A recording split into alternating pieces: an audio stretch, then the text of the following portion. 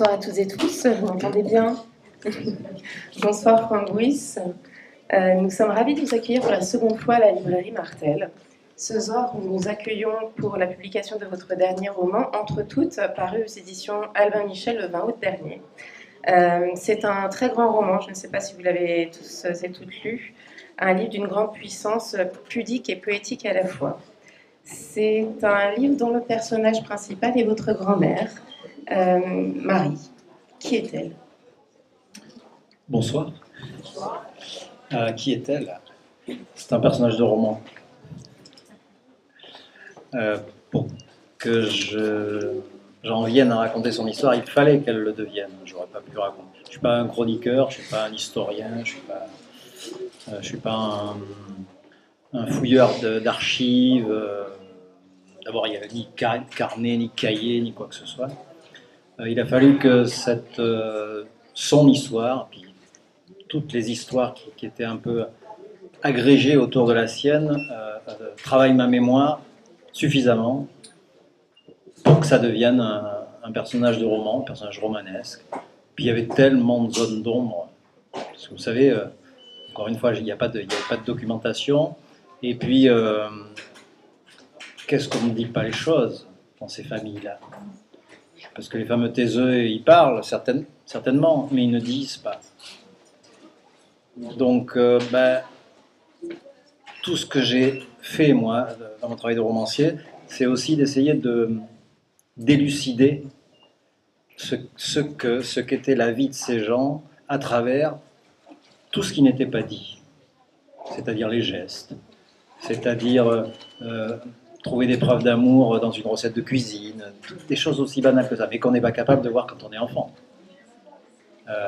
Mais voilà, donc tout ça, ça a travaillé ma mémoire. Et puis, alors le déclic fondateur, c'est que je suis revenu vivre là où je suis né. C'était pas prévu au programme, hein, vous savez, la vie vous réserve des surprises. Et voilà, j'ai acheté une petite maison dans un coin paumé de la commune, à 3 km de la ferme familiale, qui existe toujours. Et là, Marie a eu des choses à me dire. Et je me souviens, j'avais écrit cette première phrase. Nous sommes la multitude de noms gravés sur les pierres tombales, etc. Et elle s'est mise à me parler. Voilà.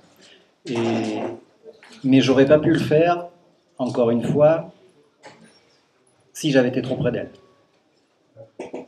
C'est-à-dire, j'aurais eu des empêchements, probablement. Alors que là, bon, j'avais suffisamment oublié pour bien me rappeler. Oui, un peu plus de 20 ans d'ailleurs. Vous faites partie des auteurs que j'aime bien, des auteurs de la nature. La nature est très très présente dans votre œuvre, mais également à lire la vie de votre grand-mère, mais également de sa mère à elle, de votre arrière-grand-mère. La terre a toujours été présente. La nature a toujours été présente dans l'histoire de votre famille. Et comment cela vous inspire? Comment la nature vous inspire-t-elle? C'est la grande inspiratrice. C'est la grande inspiratrice. Il y a quelque chose de charnel, de tellurique. Moi, je suis bien que là-bas. Je me sens à ma place. Vous savez, toute sa vie, on cherche une place. Et puis quand on l'a trouvée, il faut éviter d'en bouger, quoi. Il se trouve que là-bas, je me sens enraciné, vraiment. Il y a quelque chose. Et c'est pas une histoire forcément de famille. Hein. C'est une histoire comme ça de lieux, comme ces lieux parfois qui vous parlent alors que vous n'y êtes jamais allé. Une espèce de mémoire commune comme ça. Donc tout ça, quand j'écris, j'ai autant de sensations que d'imagination qui me viennent. Ça s'écrit vraiment sur de l'émotion. La nature me nourrit autant que les personnages. Je pense qu'ils sont encore la nature, justement, ces gens-là, au sens shakespearien du terme. Il n'y en a plus beaucoup. C'est quasiment terminé. Cette génération-là, c'est fini. C'est autre chose, le monde paysan. Mais donc je voulais, peut-être que ce que je fais depuis Grossir le ciel, c'est de témoigner aussi de ce monde-là qui disparaît, sous nos yeux, dans l'anonymat le plus complet. Et je suis content qu'on soit quelques-uns à en parler encore. Je parle de Laurent Mauvigné, par exemple, avec son livre. Voilà, parce qu'il n'y a pas que des ascendants académiciens ou intellectuels. Et puis pour une fois que je parle un peu des gens qui me sont proches, que j'avoue qui elle était. Ça, c'était pour être original en cette rentrée littéraire. J'ai même, moi je m'égare un peu de la nature, mais je vais y revenir. J'ai même imaginé à un moment gommer le jeu totalement. C'est-à-dire ne pas dire qui elle était. C'est-à-dire en faire un roman comme les autres. Comme Gus, finalement, était... je l'ai très bien connu, Gus, hein, mais je parle à la troisième personne. Le Gus de Grossir le ciel. Plus je faisais des versions de mon livre, c'est-à-dire j'en ai fait 6, moins il y avait de jeu. Il faut que j'arrête là. Et j'avoue à la fin du livre qui elle était. Parce que je me suis dit, j'en discutais avec mon éditrice et je lui dis, mais ça se trouve, il y a des gens qui disent, mais c'est pas possible. Il a tout inventé parce que cette espèce de malédiction là, qui pèse sur la famille, et encore, je ne savais pas tout, c'est purement inventé, alors que non, c'est pas inventé. Voilà. Mais pour ce qui est de la nature, voilà, l'écriture, c'est un truc physique, charnel, tout ce que vous voulez, ça vient d'en bas, quoi. Ça vient d'en bas, vraiment. Et j'ai le sentiment que mes livres, c'est un peu les branches d'un arbre. Chaque livre est une branche d'arbre. Voilà, c'est planté dans l'enfance, c'est enraciné dans l'enfance, dans la terre de l'enfance. Tout vient de là. Il n'existe pas d'œuvre artistique qui ne soit issue de l'obsession de l'enfance. Ça n'existe pas. Je parle qu'on soit peintre, sculpteur, écrivain. Les grands écrivains, les grands peintres, les grands sculpteurs ont décliné des obsessions de leur enfance. Tout vient de là. Ça, j'en suis intimement persuadé. Après, on peut fabriquer des choses, hein, artificiellement. Mais voilà, si vous prenez toute l'œuvre de Cormac McCarthy, voilà, vous voyez le lien. Si vous prenez toute l'œuvre de Shakespeare, vous voyez le lien. Toute l'œuvre de Faulkner, vous voyez le lien.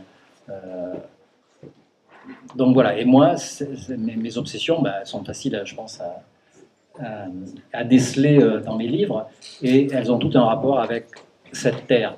Pas ce terroir. La terre. La terre. J'aurais pu naître n'importe où, je suis un homme de la terre, vraiment. Et quand je vais en rencontre à peu près partout en France, et en Belgique, en Suisse, et voilà, les gens me disent, mais Marie, moi je la connais. Marie, je la connais, c'est ma mère, c'est ma grand-mère, c'est mon arrière-grand-mère. Voilà. Comme on me disait Gus, mais moi il habite à côté de chez moi, Gus. Ok. Ça me va. On va y revenir à cette Marie que tout le monde connaît. Donc vous nous racontez votre grand-mère, Marie, et pourtant on est bien ici dans un roman. Et je voulais savoir comment on arrive à jongler entre réalité et fiction. En ne se posant jamais la question. Je ne me pose pas la question. Quand je suis en train d'écrire, c'est l'absent qui s'exprime, tout simplement. Donc à partir du moment où tous les personnages ont accédé à ce statut de personnage de roman,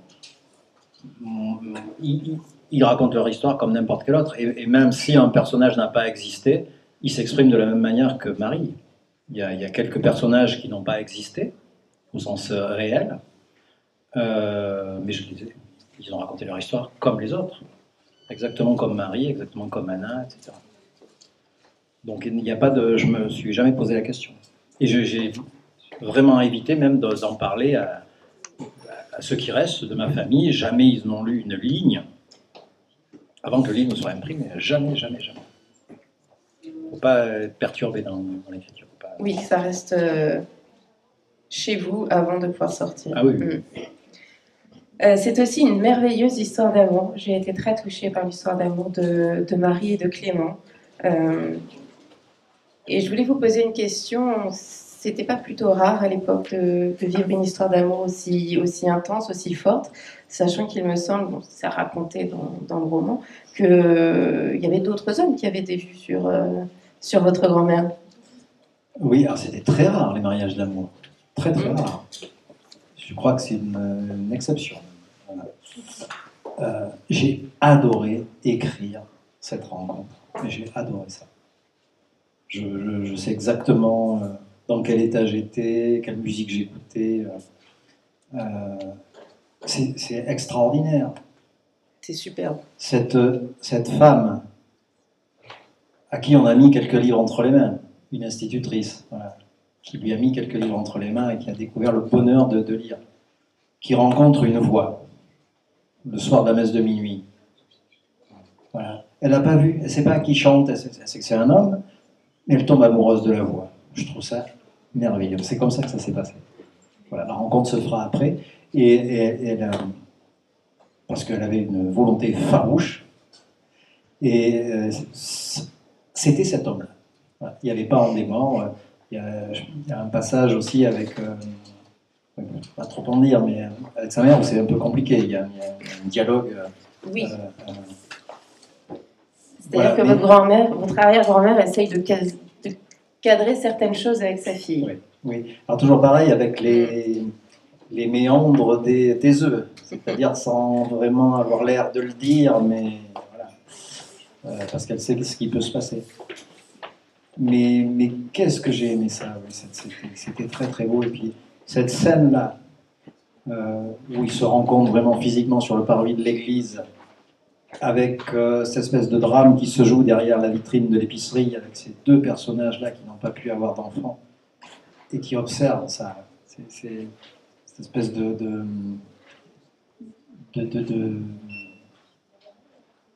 comment dire, de bonheur d'un côté, puis de drame, là, d'incompréhension de l'autre, de jalousie, de tout ce qu'on veut.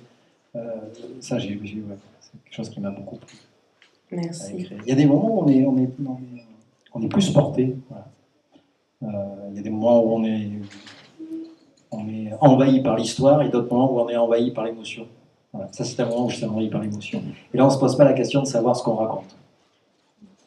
Et ça, c'est votre grand-mère qui vous l'avait raconté? Oui. Oui. Oui.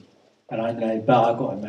Je connais exactement comment ça s'était passé, mais après, moi, je me suis laissé emporter par la musique, des mots. Et bien justement, on va continuer un petit peu avec la musique des mots, parce que je trouve que vous mettez merveilleusement en lumière ces sentiments de Marie, ces sentiments de Anna aussi, sa mère, et pourtant c'était des taiseuses. Comment on fait?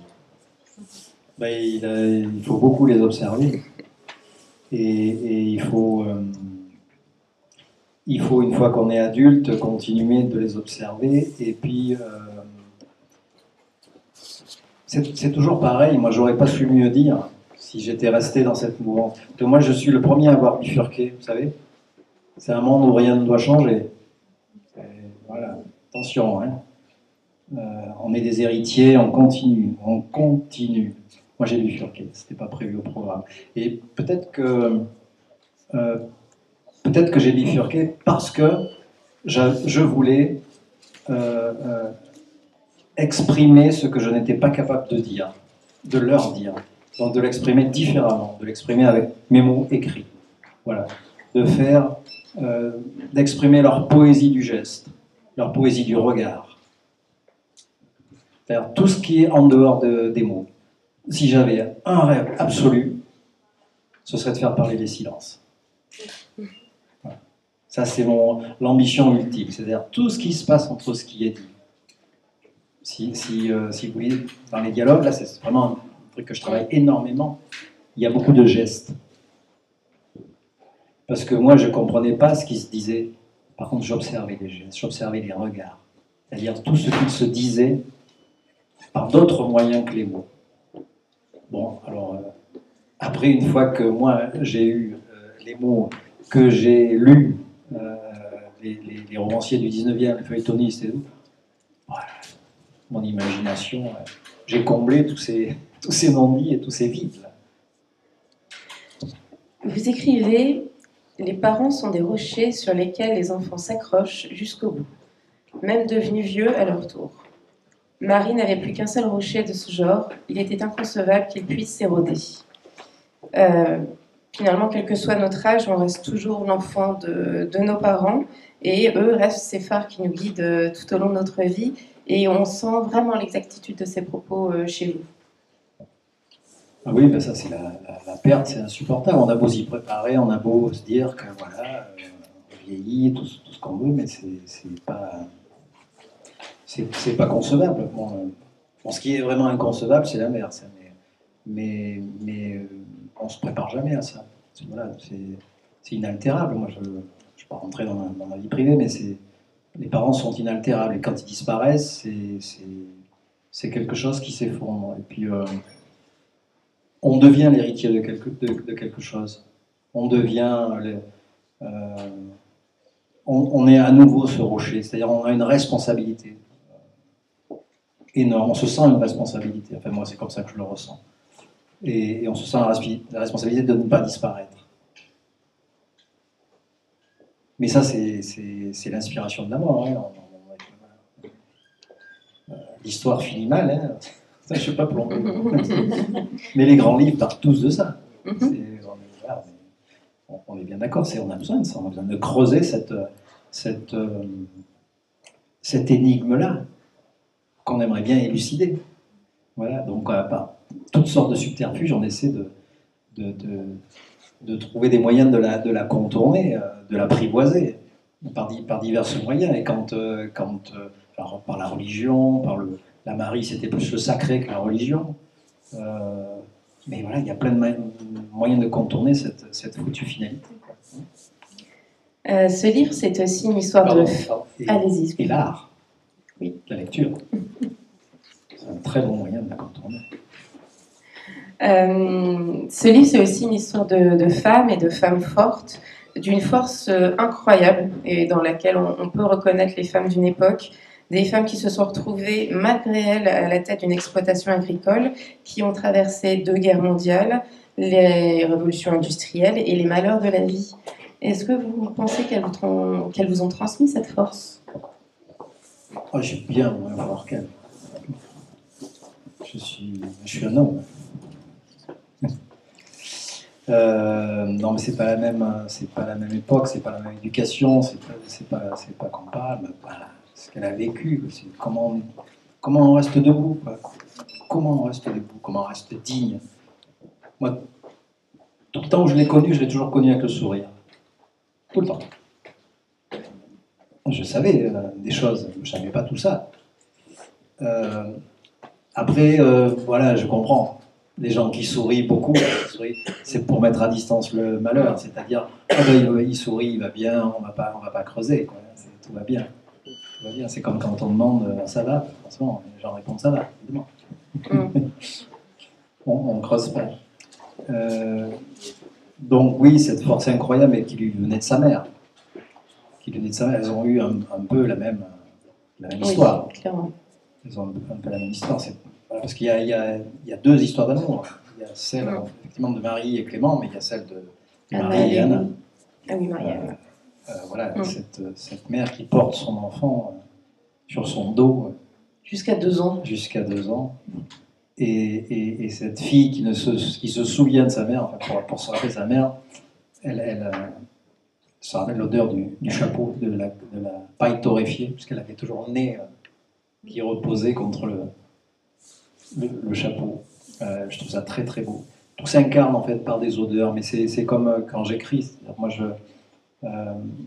l'écriture, elle s'incarne par des odeurs, des couleurs, des personnages, des silhouettes. J'ai jamais, moi, c'est très flou en fait quand j'écris. Bon, évidemment, Marie, je l'ai connue, mais mes autres personnages, quand je commence à écrire un livre, je suis incapable de les décrire. Je ne les connais pas. Comme dans la vie. On rencontre quelqu'un pour la première fois, on se met à discuter, on ne le connaît pas. Je ne supporte pas les livres où dès la première page, on vous dit que le personnage, il mesure 1m80, il est blond, il est habillé comme ci, comme ça. Non, la vie, c'est pas ça. On découvre les gens. Moi, j'aime qu'on me laisse découvrir, et j'aime même le construire, le personnage. Et ce qui est beau, c'est quand on discute avec un autre lecteur, à la fin d'un livre, qui a lu ce genre de livre, on dit « Ah, le personnage, tu le vois comme ça, toi ?» Ah non, moi pas, je ne le vois pas comme ça. C'est-à-dire que vous avez écrit une partie du livre. Le romancier vous a permis de poser vos émotions, vos expériences, etc. Et ça, je trouve ça formidable. Parce que le lecteur a un rôle considérable dans l'évolution de la littérature. aussi. Il ne faut pas être paresseux quand on lit. Il ne faut pas qu'on nous donne tout. Voilà, le colonel Moutard est mort à 18h37, assommé par la femme de chambre, avec un chandelier sur un tapis rouge. Et je ferme la porte, et voilà, tout est terminé. Non, moi j'aime bien que les personnages continuent de voyager. J'ai pas envie de reprendre un livre tout de suite après. J'ai envie de continuer, que ça infuse encore. Que les personnages aient encore des choses à me raconter. Voilà, c'est comme quand j'avais terminé tous mes livres, mes docu de femmes par exemple, voilà, ça se termine. Et, vous ne voulez pas raconter la suite qu'est-ce qu'elle devient et tout? Non. Débrouillez-vous, racontez-vous là, la suite. Racontez-vous une autre histoire, mais moi, j'en ai fini. C'est un parfait propos pour ma prochaine question. Donc je vais vous lire un extrait, c'est Guillaume, que vous allez découvrir dans le texte. Guillaume avait lu la plupart, mais il les relut avec plaisir. Marie se remit à lire. Lorsqu'ils discutaient de leur lecture, elle se sentait un peu idiote de ne pas pouvoir établir de lien entre d'autres œuvres, de ne pas pouvoir faire émerger les thèmes propres à l'époque, ce genre de choses. Contrairement à Guillaume, elle n'était pas allée au-delà du certificat d'études. Il disait qu'il l'enviait au contraire, de ne pas avoir toutes les références qui, pour sa part, encombraient son esprit, souvent souvent au détriment de l'émotion, perdue précisément au cours de son cursus universitaire. À trop analyser la forme et le fond, il en était venu à étouffer son goût propre de l'épopée. C'est un petit peu ce que vous venez d'exprimer. Et je voulais savoir si vous étiez un lecteur Guillaume ou un lecteur Marie. Ah ben moi, je suis un lecteur Marie. Moi, je n'ai pas du tout fait d'études de littérature. Il n'y a rien d'académique dans mon cursus, du tout. J'ai été un boulimique quand j'ai eu des livres entre les mains. Ça partait dans tous les sens. Je lisais tout. Voilà, j'ai commencé avec, je parle des feuilletonistes, mais j'ai commencé avec les Trésors, avec les Souvenirs de Capitaine Grant, l'Iliade et l'Odyssée, Moby Dick, et puis Conan Doyle. C'était pas mal quand même pour commencer. Et alors après, tout ce qui me tombait sur les yeux. Mais même des Bob Moran, j'ai même lu Mallarmé à 15 ans. C'était n'importe quoi. Et puis, et donc c'était le plaisir que j'en retirais. Et même quand c'était trop compliqué pour moi, c'est pas grave. J'ai l'impression que ça me soulevait un peu de terre, quoi. Ça transcendait quelque chose en moi. Je me sentais un peu plus que ce que j'étais. C'est ce qu'on fait quand on lit, quand on regarde une œuvre d'art, on se sent un peu plus. Ça nous déborde, ça nous dépasse. Ça, c'est important. Puis on échappe au temps. Donc moi, voilà. Et puis après, j'ai fait comme tout le monde, hein, c'est-à-dire que j'ai resserré un peu l'entonnoir. Il y a des choses qui me parlaient plus que d'autres. Il y a des écrivains qui me parlaient plus que d'autres. Donc voilà, j'ai trouvé ma famille aujourd'hui de gens que je relis. Je suis plus un relecteur aujourd'hui, je suis un lecteur aussi, mais c'est-à-dire je retrouve ce plaisir que j'ai, mais je ne suis pas un analyste, je n'analyse pas. En revanche, j'aime bien faire les liens entre les auteurs, ça j'adore ça. Voilà. Je trouve, c'est ce qui manque au journalisme littéraire, ça devrait être leur boulot. Oui. Et voilà, je suis quand même impressionné que le meilleur livre de la rentrée, qui est La Maison vide de Laurent Mauvigné, je suis quand même impressionné qu'aucun journaliste n'ait relevé quand même le lien avec le Bantounès. Antonio Le Bantounès, c'est évident. Donc voilà, ça j'aime bien, c'est-à-dire, parce qu'on ne vient pas de nulle part. Moi j'ai ramassé des pierres toute ma vie, des pierres chez Faulkner, chez McCarthy, chez Shakespeare, chez Homère, chez Melville, mais bon, je les ai piquées ces pierres, hein, j'avoue, hein. Et je construis ma maison à moi avec leurs pierres. Voilà. Et McCarthy, il a piqué des pierres à Faulkner et à Shakespeare pour faire sa maison à lui. Vous voyez ce que je veux dire? Faulkner, il a piqué des pierres à Shakespeare, à Homère. C'est un peu la même lignée. Voilà, on construit avec les pierres des autres. On est les pilleurs de tombes. Voilà. On révolutionne la littérature, ça ne se révolutionne pas. Ça se nourrit d'un humus fertile. Donc, mais il faut trouver vraiment ce qui nous nourrit vraiment, ce qui nous parle. Donc voilà, je continue de faire ça, et en lisant, je vais plus vers ces auteurs-là. J'avoue. Et puis, vraiment, maintenant, moi, je m'embête plus avec au bout de 3-4 pages, si c'est pas là, je ferme. Je suis Il y a tellement de choses à lire. Oui, voilà. Voilà. Ne perdez pas votre temps. Ouais. Vous savez, ce truc-là, il faut que je finisse le livre. Il ne faut pas s'infliger ça.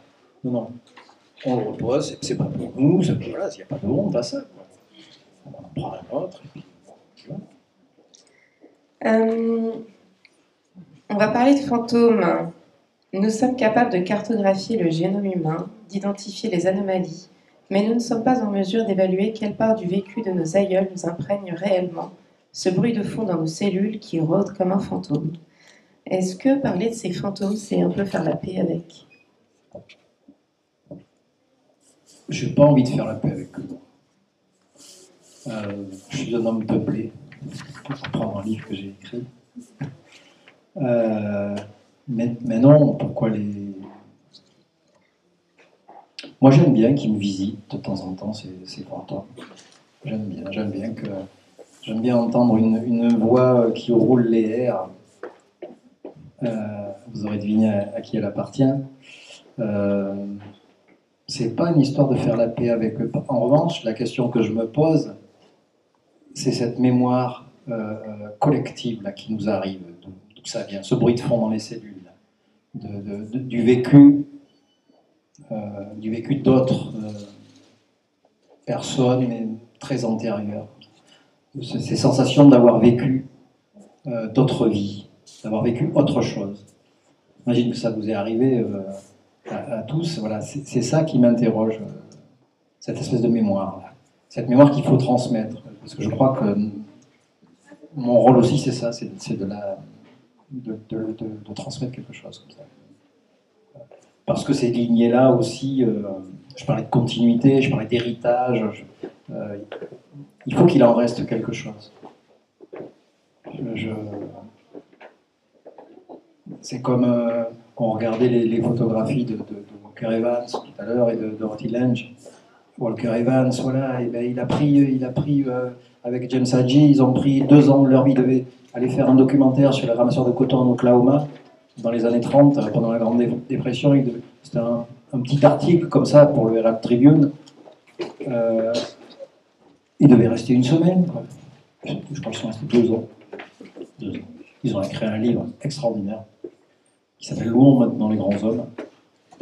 Et voilà, aujourd'hui, il y a ce document-là qui existe, qui est réédité constamment, et on connaît l'histoire de ces gens-là. Les photos sont d'une beauté hallucinante. Donc voilà, c'est Curtis qui va photographier les dernières années d'Amérique. C'est les Lomax qui vont enregistrer la musique dans les églises au début du XXe siècle, vous savez, les églises du sud des États-Unis. Et aujourd'hui, ici, on peut écouter Robert Johnson, Frank Stokes, tous des grands bluesmen aujourd'hui, qui ont fait les Rolling Stones et les Beatles et tout, parce qu'ils n'existeraient pas s'il n'y avait pas eu ces grands bluesmen. C'est comme en littérature. C'est pareil en littérature, voilà. Ces gens-là, on devrait leur élever des statues. Bon, ils s'en foutraient. Dans cette rentrée littéraire, on parle beaucoup de famille, et j'aimerais faire un court parallèle avec le livre d'Amélie Nothomb qu'on a reçu récemment. Ce livre, c'est Tant mieux, qui est paru également chez Albin Michel, dans lequel sa mère utilisait le mantra « Tant mieux », afin de pallier au drame de sa vie. Votre grand-mère était une femme simple, qui ne portait pas le deuil et qui avait toujours le sourire et qui ne se plaignait jamais. Avait-elle aussi une phrase à elle ? Non. Je n'ai pas le souvenir de phrases particulières. Mis à part qu'elle m'appelait toujours mon petit. Mais non, il n'y avait pas de... Non, il n'y avait pas de... Mais elle ne parlait pas beaucoup. Hein. Elle parlait très très peu. Je pense qu'elle a plus passé sa vie à faire qu'à être. On lui avait appris comme ça. Et croyez-moi, elle a fait. Je le dis comme ces indigènes des îles qui ont banni le verbe être de leur vocabulaire. C'était un peu son cas. C'était un peu son cas. C'est une femme forte, mais avec un espèce de don, de goût pour le... On ne se posait même pas la question du sacrifice, quoi, parce que c'était assez... donc, quelle est la part de l'admiration, de la malédiction Et après, c'est plus ambigu que ça, parce que sans rien révéler quand je parle de malédiction, sans rien révéler de l'histoire du livre, les hommes partent assez vite, d'une manière ou d'une autre. Et c'était assez ambigu. C'est-à-dire qu'elles sont jamais remariées. Pourtant, c'était pas les prétendants qui manquaient. Elles avaient découvert, je pense, une forme de liberté, d'émancipation. Et même si c'était plus dur, voilà, elles décidaient. Elles étaient plus sous le joug d'un homme. Elles décidaient de tout. Et je crois qu'il y avait la connaissance, il y avait ça aussi en arrière-plan, même si jamais elle l'aurait avoué. Marie, donc, n'était pas envieuse, ne jalousait personne. Elle se satisfaisait des petites joies qui font les grands bonheurs, dont on se souvient toute une vie. La découverte sous le sapin de bonbons, de gâteaux, de ce Père Noël en pâte de sucre dans lequel on osait croquer, tellement elle le trouvait beau. Pour ma grand-mère, à moi, c'était une orange. Grand-mère bretonne, elle avait des oranges sous son sapin. Et vous, ce souvenir d'enfance que vous auriez? Avec elle? Oui. Souvenir d'enfance avec elle? Oh là, j'en ai une multitude. Le plus beau? Le plus beau, le plus beau et le plus terrifiant pour elle, j'étais petit et elle avait fait ce qu'elle appelait le lapin à la polonaise. Plus personne fait ça aujourd'hui, mais elle avait une recette que personne n'en fait. C'était un pâté en sauce, un lapin en sauce avec des champignons qu'elle recouvrait d'une pâte qu'elle faisait cuire comme ça. Et elle avait, elle cousait tout le temps et elle avait des aiguilles toujours piquées dans sa blouse, vous savez, comme ça.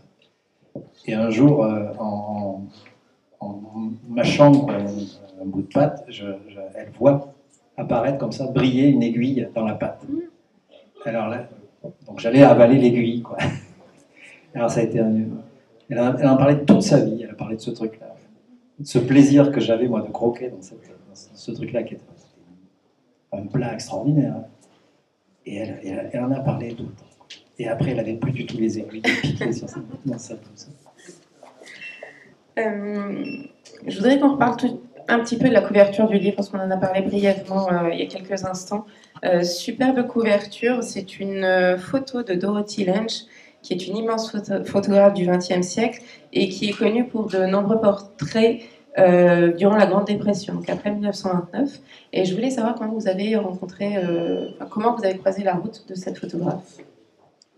Alors moi, je suis un grand amateur de photographie, et notamment, je parlais de Walker Evans, une contemporaine de Dorothy Lange. Puis moi, grand amoureux de Faulkner, c'est quand même les couvertures de Folio de Faulkner. Et donc, voilà, j'ai plein de livres, de photos. Aux États-Unis, j'en ai trouvé des trucs incroyables. Mais celle-ci n'est pas très connue. C'est un détail. Une photo elle appelait ça, c'était Migrant, je crois, sa série. C'est la colère, quoi. Elle a photographié tous ces Américains là, qui partaient, pour la Californie notamment. Et quand j'ai vu cette photo, cette gamine, le regard de cette gamine, qui n'est pas du tout marqué par le temps ni par l'époque, hein. Elle aurait pu être prise hier. Hein. Vous voyez son regard, là, celle-là, il ne faudra pas lui en raconter, quoi. Et la main tutélaire dessus, cette vieille main. Je dis, mais c'est. Voilà. Moi, j'ai un rapport au livre, c'est pas que des mots dans un livre, j'ai un rapport à l'objet. C'est-à-dire, il faut que ce soit un objet aussi. Donc, avec une couverture, un titre qui permettent déjà d'entrer dans le livre, comme une porte que vous ouvrez. Il y a des couvertures qui ne me parlent pas. À tort, certainement, mais je n'irai jamais. Je ne prendrai pas le livre, même si c'est formidable, tout ce que vous voulez, parce que l'objet ne me parle pas. Ça ne me plaît pas. Donc, c'était important pour moi. Donc, comme je l'avais fait pour tous mes autres livres, voilà, j'ai toujours essayé de maîtriser la forme autant que le fond. Donc je revendique cette photo, ouais, cette petite fille anonyme qu'on retrouve sur plusieurs photos de Dorothy Lange. En vous lisant, donc on l'a évoqué un petit peu au début, beaucoup de lecteurs se disent oui, Marie, c'est ma grand-mère, Anna, c'est ma grand-mère aussi. Anna, donc la mère de Marie, avait aussi une très forte relation avec sa petite fille, très fusionnelle. Quel est selon vous le secret de ces grand-mères pour marquer à vie leurs petits-enfants?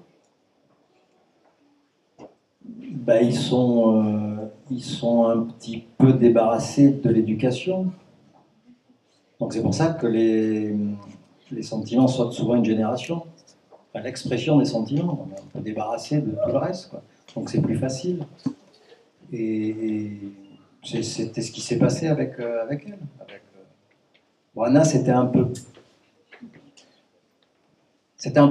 différent parce que c'était une autre époque. C'est-à-dire qu'il fallait aussi pallier l'absence des parents qui devaient bosser, qui devaient travailler au champ, etc. Donc il y avait une partie éducative malgré tout, mais qui n'était pas aussi pesante que peut l'avoir des parents. Mais je pense que les grands-parents, j'imagine que vous êtes d'accord avec moi. On est dans le plaisir, non, avec les petits-enfants, et on n'est pas dans la contrainte, même on se permet des choses qu'on ne se serait jamais permis avec ses enfants, forcément. C'est normal. Je vais encore poser une question à Franck Bouys et ensuite vous demanderai si vous avez des questions. Franck Bouys, si vous étiez aujourd'hui avec Marie, qu'est-ce que vous lui diriez?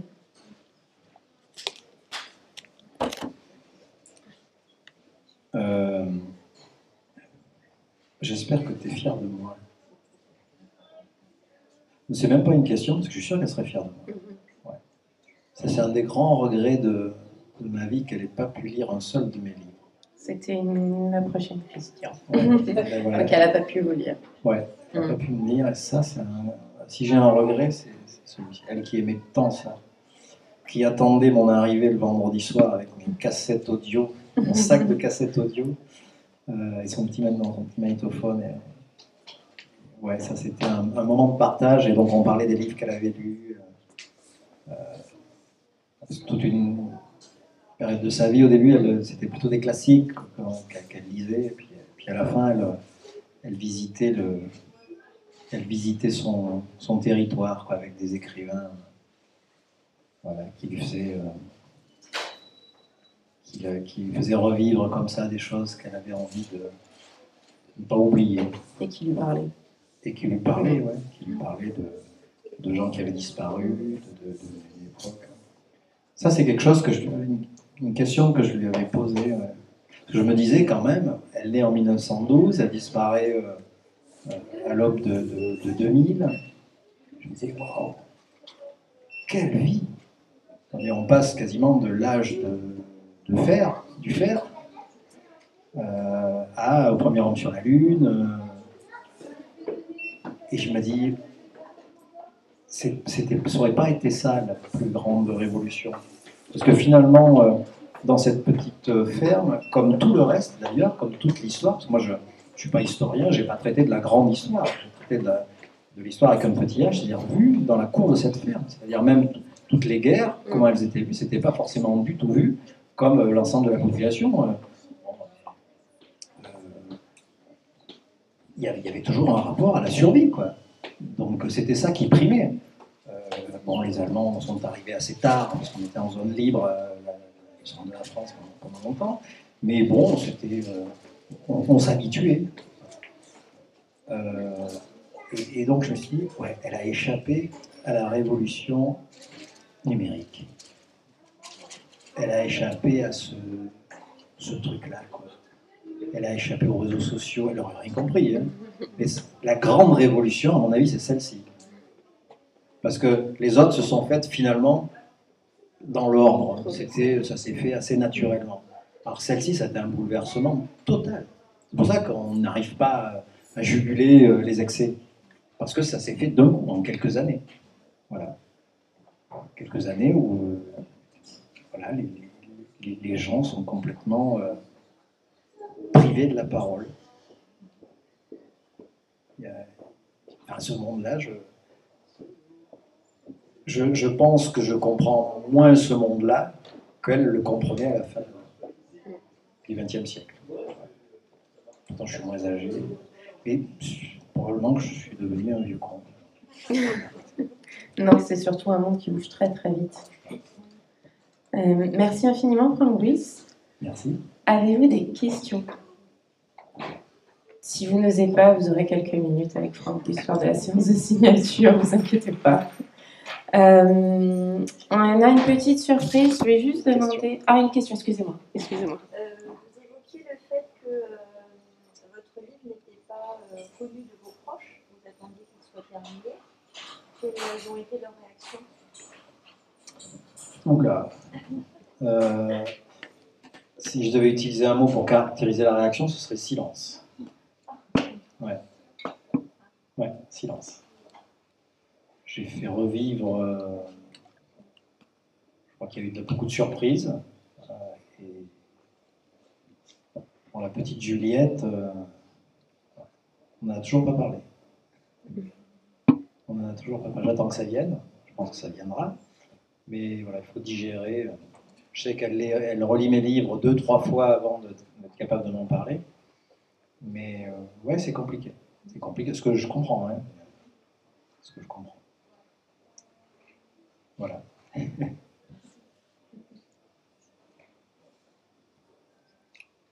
Y a-t-il une autre question? Oui. Oui. Tout à l'heure, vous avez dit que quand vous étiez arrivé à l'endroit où vous vivez maintenant, vous aviez trouvé votre père pas loin de la ferme et que Marie vous parlait. Et là, elle vous a parlé. Et là, vous avez commencé à écrire. Est-ce qu'elle vous parle encore? Ah, mais tous les jours. Tous les jours.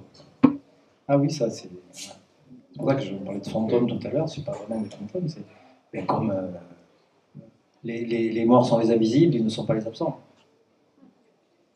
Voilà. Alors, je parle pas dans ma cuisine, mais ils me visitent, je pense, très souvent. Mais comme on pense à 1000 choses, le cerveau est quand même une chose étrange. Vous êtes en train de m'écouter, mais vous pensez peut-être à ce que vous allez faire à manger ce soir en même temps. Enfin, non, mais c'est vrai, quoi. Notre cerveau est tout le temps en train de chanter comme ça, d'une dimension à une autre. Il n'y a que l'émotion brute comme ça qui nous arrive, qui nous fait stabiliser. C'est-à-dire que là, on est complètement focal sur l'émotion qu'on est en train de vivre. On ne pense plus à rien. On ne pense à rien d'autre. Voilà. Il y a des états comme ça. L'état amoureux, l'état... Bon. Mais pour le reste, oui, bien sûr. Bien sûr. Mais ce qui est parfois un peu troublant, c'est que elle vient me parler à des choses à me dire, mais mes personnages de romans aussi, parfois. Ça, c'est étrange. Je me stratifie, Rose, voilà, vient parfois me dire des choses, ou plus. Tous ces gens se connaissent, mais quand je dis homme peuplé, mais je ne fais pas exception. Vous êtes peuplé. Vous êtes peuplé, plein de choses. Si bien que nos souvenirs, nous sont totalement personnels. Le souvenir, c'est la liberté du passé. On peut vivre un même événement 20 ans en arrière et se revoir 20 ans plus tard, on n'aura pas vécu la même chose. On n'aura pas vécu la même chose. Il y aura une base de réel, évidemment. Mais pour le reste, alors là, on l'aura malaxé avec ses émotions, ses expériences, toutes sortes de choses, toute cette pâte émotionnelle là, qui va nous figer un souvenir. Voilà. Et on est persuadé que c'est la réalité. Alors que la réalité, ça n'existe pas. La réalité, ça n'existe pas. Quelqu'un qui veut vous amener dans une réalité, non. Quand vous lisez un livre, l'écrivain, il vous amène dans sa vérité. Mais ce n'est pas la réalité. Le truc tiré d'une histoire vraie. Ouais, peut-être, ouais. Mais forcément, quand on raconte une histoire, Il y a plein de choses qui viennent s'amalgamer comme ça, et puis c'est autre chose. Un livre, c'est rien d'autre qu'un souvenir singulier. C'est ça qui est formidable. Franck Bouys, merci infiniment d'avoir été avec nous ce soir.